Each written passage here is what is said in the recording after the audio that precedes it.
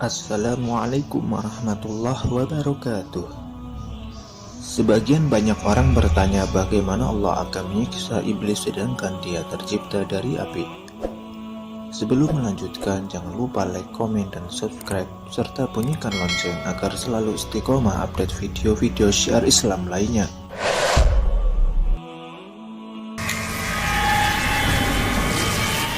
Inilah dialog syaitan. Allah menciptakan syaitan terkutuk dari golongan jin yang berasal dari api. Dalam surat Al-A'raf Allah berfirman, "Apakah yang menghalangimu sehingga kamu tidak bersujud kepada Adam ketika aku menyuruhmu?" Iblis menjawab, "Aku lebih baik daripada dia. Engkau ciptakan aku dari api, sedangkan dia engkau ciptakan dari tanah."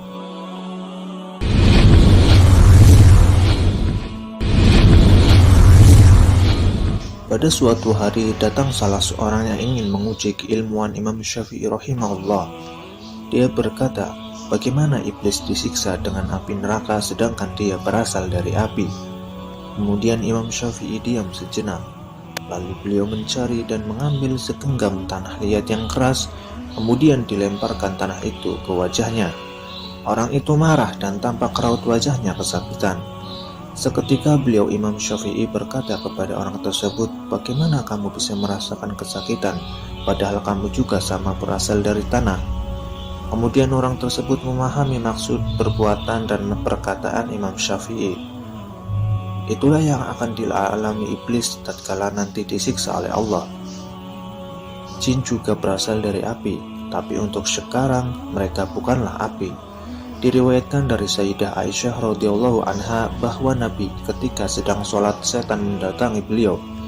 Kemudian beliau menangkap setan itu, kemudian dibanting dan dicekik. Kemudian beliau bersabda, sampai saya merasakan dingin lidahnya di tanganku. Seandainya bukan karena doa saudaraku Sulaiman, maksudnya Nabi Sulaiman, pasti setan itu sudah diikat dan dilihat oleh orang-orang. Dalam hadis lain dari Abu Darda radhiyallahu anhu, beliau mengatakan Rasulullah shallallahu alaihi wasallam berdiri menegakkan sholat. Kami mendengar beliau berdoa, "A'udzubillahi minka," aku berlindung kepada Allah darimu. Lalu berdoa lagi, "Al'anuka bila'natillahi tammah," aku melaknatmu dengan laknat Allah yang sempurna. Beliau mengulangi doa tersebut 3 kali. Lalu beliau membentangkan tangannya seakan-akan mengambil sesuatu.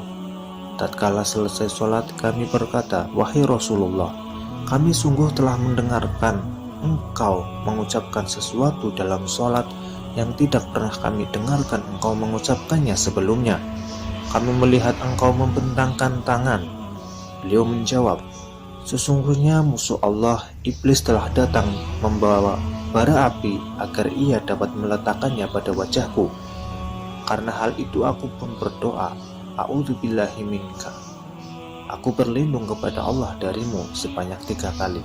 Lalu aku berdoa lagi, Al'anuka bila'natillahi tammah, aku melaknatmu dengan laknat Allah yang sempurna sebanyak 3 kali. Namun setan itu tidak mau mundur. Kemudian aku hendak menangkapnya. Demi Allah, andaikan bukan karena doa saudaraku Sulaiman alaihissalam, maka setan itu akan terikat sambil dipermainkan oleh anak-anak kecil penduduk kota Madinah. Hadis diriwayatkan oleh Imam Muslim dalam kitab Al-Masajid dan An-Nasai dalam kitab As-Sahwi. Maka ini menjadi bukti bahwa jin bukanlah api untuk sekarang. Sebagai dalil, ketika Nabi mendapati lisan setan itu terasa dingin, sebagaimana hadis pertama yang sudah disebutkan. Seandainya setan masih berbentuk api, maka tidak perlu dia membawa bara api yang akan diletakkan di wajah Nabi dan tidak bisa dijadikan mainan oleh anak-anak.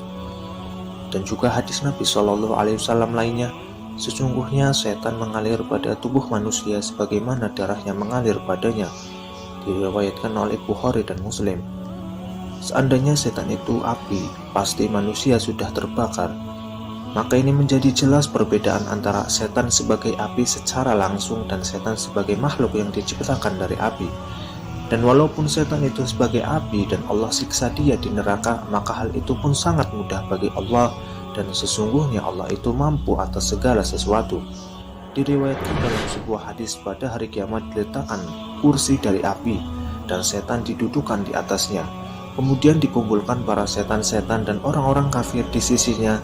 Dia bersuara layaknya keledai yang meringkik dan berkata, "Wahai penduduk neraka, bagaimana kalian mendapatkan janji dari Tuhan kalian?"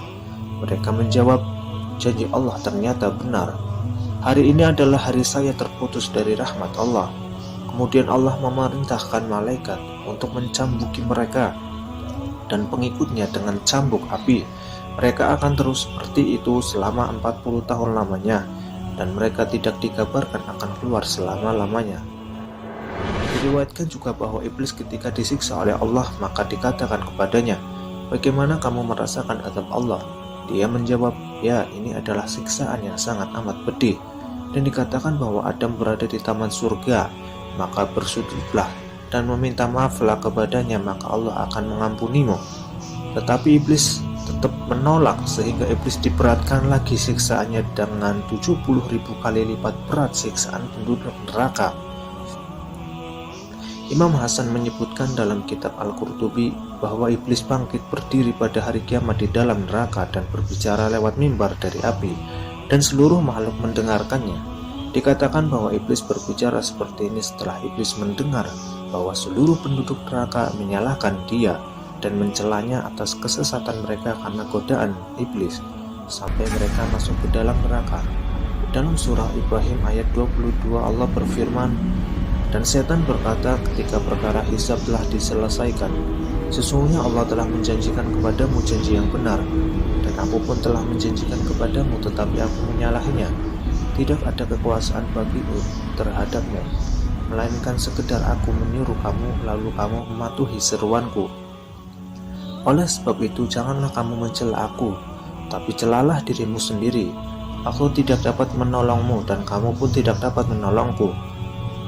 Sesungguhnya aku tidak membenarkan perbuatanmu menyekutukan aku dengan Allah sejak dahulu. Sungguh orang yang zalim akan mendapatkan siksa yang pedih." Sahabat kita berjalan, semoga informasi ini memberi manfaat untuk kita semua. Di samping itu kita berhati-hati lagi dengan setan dengan selalu memohon perlindungan kepada Allah. Amin Allahumma amin. Wallahu a'lam bishawab.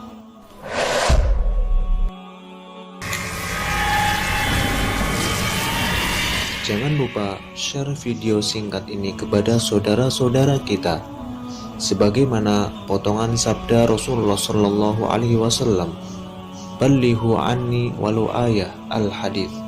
Sampaikanlah dariku walaupun hanya satu ayat. Wassalamualaikum warahmatullahi wabarakatuh.